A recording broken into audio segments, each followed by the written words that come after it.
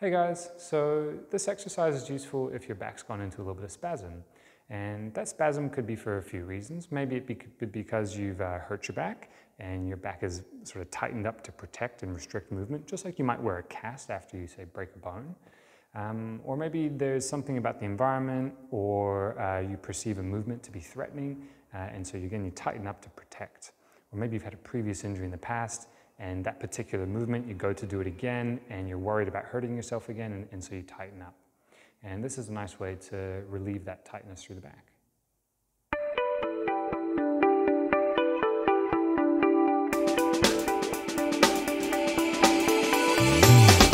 Okay, so you can have a mat if you'd like, but otherwise have some pillows nearby unless you want to fill some spaces. I don't have any here, but I'll show you where they go. You just need a floor. So with your legs, the wider they go, the easier it's going to be to move into the position. If it's quite narrow, then your legs just get in the way.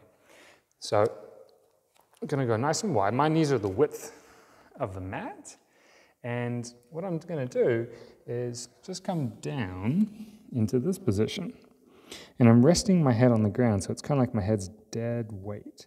I'm not sort of tensing any neck muscles. And the idea is that you're just going to breathe and relax a little bit. And so this is putting a little bit of a stretch through these muscles. I'm not particularly reaching to get long. I'm just allowing the weight of my body to sort of sink and go into the ground. I might think about my belly button sort of sagging down in between my legs. If I wanted to fill some spaces, some of you may not have enough ankle mobility. So you'd want to put something, maybe a rolled up towel, under the front of your ankles, and that would allow that gap in there to be filled, which means then you could probably relax a little bit. Same goes for knee. Maybe someone's got some knee tightness. You could put a rolled up yoga mat or a towel in here across, and then you can relax down onto it. And then lastly, you could come a little bit closer to the heel if you feel like you can't get your hamstring down onto your calf. So you just hang out here. You could go a little bit sideways. If I go to the left, I'm going to stretch the right side more. If I go to the right, I'll stretch the left side more. But something interesting can happen too. So if you've got a muscle that's tightened up and in spasm, sometimes if you shorten the muscle, that actually relieves it quite a lot as well.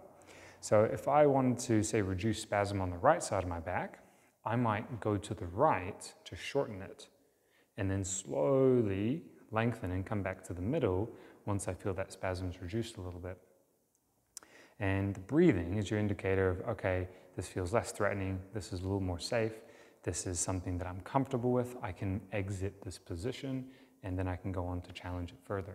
So what it might look like is I come down, say I've got a spasm on the right side of my back, I come across over to the right, I've shortened the right side, and I'm sort of letting those muscles shorten up a little bit. And as I breathe, maybe a bit of a longer exhale, because that's a bit sort of, exhale is going to be a little more catered towards relaxing the muscles. And you start to feel that spasm reduce a little bit. You could be here for maybe a couple minutes though before that happens. Then you can slowly start to come back. Okay. So after spending a lot of time in this position, it's useful to do the opposite position. So we'll show that in one of our other videos, and you can see that in probably the article. If you like this video, then please hit like below. Otherwise, to check out more of our content in the future, you can subscribe to our channel by clicking our logo over here. And to check out our latest video, click up here.